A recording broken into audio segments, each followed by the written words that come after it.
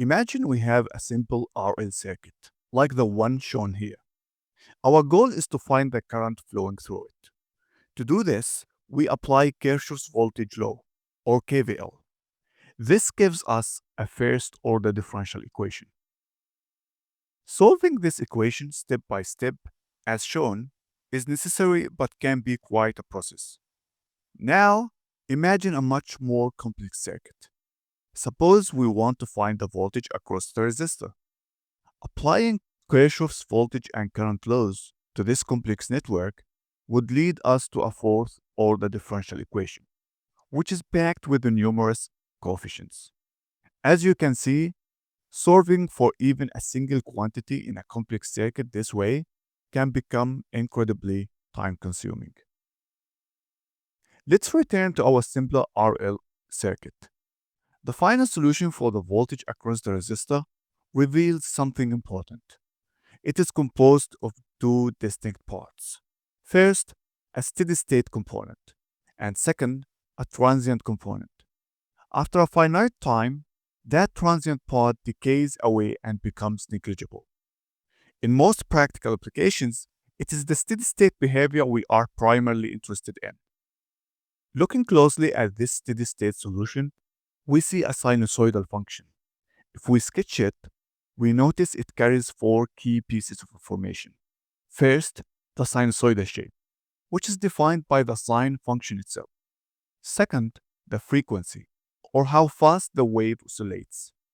Third, the amplitude, which is the peak value of the wave. And finally, the phase shift, or where the wave starts relative to a reference point. Crucially, the first two pieces, the sinusoidal shape and the frequency, are essentially fixed throughout our entire power system infrastructure. Why? Because electricity generation relies on rotating turbines and generators, which naturally produce sinusoidal voltages. The frequency, which is determined by the number of generator poles and their rotational speed, becomes the system's intrinsic frequency, like 50 Hz or 60 Hz. This same frequency and sinusoidal shape propagate unchanged across the entire network, from the power plant right down to the outlet in your home. So, when you plug in a device, you are connecting to that standardized frequency and waveform. Let's keep these pieces of information in mind, as we will recall them frequently. In a way or another, using phasors has to do with neglecting the fixed and known information. However, the last two pieces, the amplitude and phase shift, behave differently. In our RL circuit example, the phase shift is primarily controlled by the values of R and L. Changing these would affect the phase shift but also the amplitude, as we can see. Also, the amplitude of the voltage source directly controls the amplitude of the resulting current or voltage. This is where Charlez Steinmetz enters the scene. An American mathematician and electrical engineer, Steinmetz provided an ingenious solution. In his 1893 brief book called Complex Quantities and Their Use in Electrical Engineering, he pioneered a revolutionary idea, representing sinusoidal voltages and currents as complex numbers. Steinmetz's insight transformed the entire field. Suddenly, the arduous task of solving high-order differential equations for complex circuits was replaced by elegant algebraic operations. Now, let's follow Steinmetz's line of reasoning, how he arrived at using complex numbers instead of directly working with sinusoidal waveforms. The first step in his approach is to represent the sinusoidal waveform not as a simple function of time, but as a parametric curve. Instead of plotting voltage versus time, we use a parameter, let's call it t, which is time in our case, to express both angle theta and magnitude r as functions of t. In our case, theta is given by omega t, and r is given by Vp sine theta minus phi. To make things easier, we will assume that Vp is 1, omega is 2 pi, and phi is 0. With this setup, we can build a table of values for each value of t. We compute its corresponding theta r and the time domain voltage function v of t. Now, as we start plotting these values, we do two things in parallel. On the right-hand plane, we draw the traditional sinusoidal waveform given by values of v of t. On the left-hand plane, we plot the parametric representation r and theta given by their x and y components. If we follow the points one by one, something interesting happens. The first half of the sinusoidal waveform traces out a full circle in the parametric plane. Then, as we continue through the second half of the waveform, we trace out the same circle again, completing a second revolution. So essentially, while the time domain plot shows a single sinusoidal wave, the parametric plot shows two full circles, each corresponding to half cycle of the waveform. Taking a closer look at this parametric curve, we can draw some powerful insights, particularly about what the parameters phi and Vp represent geometrically. Let's start with Vp, the peak voltage. In the context of our circular representation, Vp is simply the diameter of the circle. It determines the size, or peak, of the waveform. Now, what about phi? Phi represents the angle between the diameter line and the vertical axis, in this case, the y-axis.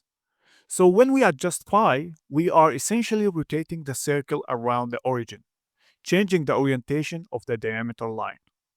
If we change Vp, we are scaling the diameter, making the circle larger or smaller.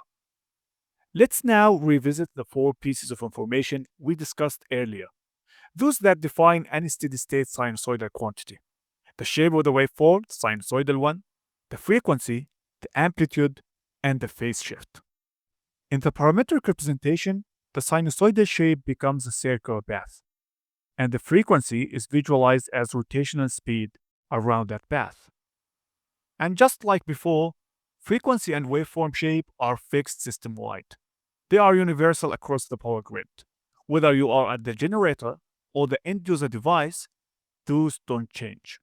So when we remove those fixed elements, we are left with a diameter vector and an angle describing its orientation. Finally, as Steinmetz proposed, instead of referencing this angle to the y-axis, we now reference it to the x-axis. This small shift in reference frame does not change the meaning. It still carries the exact same information. Now, let's take that vector, the one we derived from our parametric curve, and redraw it in a more refined form. Instead of using the peak voltage Vp, as Steinmetz also suggested, we will now use the RMS value of the voltage. This does not change the essence of the information we are working with, since we know that the RMS value is simply Vp by the square root of 2. And if you are unsure about how this relationship comes about, feel free to check our earlier video where we walked through the derivation and the intuition behind RMS voltage. So let's consider this voltage as a vector, which we will call r hat. Like any vector, it has two components. One along the x-axis, which we will call A, and one along the y-axis called B. The magnitude of this vector is simply the square root of the sum of the squared components. Each of these components can be found by multiplying the magnitude of the vector by the cosine or sine of the angle phi, which is the angle between the vector and the x-axis. Let's now write the vector r hat in component form as A plus jb. Now, at this stage, the j here does not mean imaginary just yet. It's simply an index to distinguish between the two dimensions. So for now, it doesn't carry any meaning, which is how Steinmetz originally used in his explanation.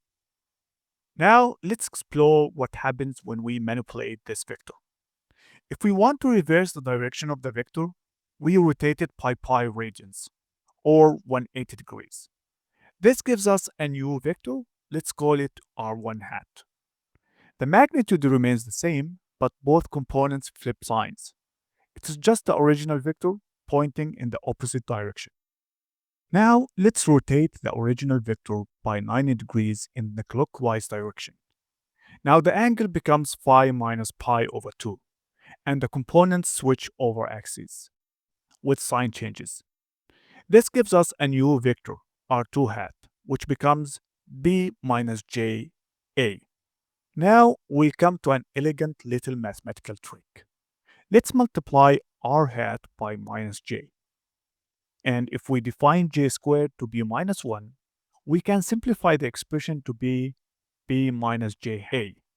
And just like that, we have shown that rotating vectors by 9 degrees corresponds to multiplying by j or minus j, and j behaves exactly like the imaginary unit we know from complex numbers. So j is equal to the square root of minus 1. This is a beautifully intuitive way to arrive at the concept of imaginary and complex numbers being used to represent sinusoidal signals.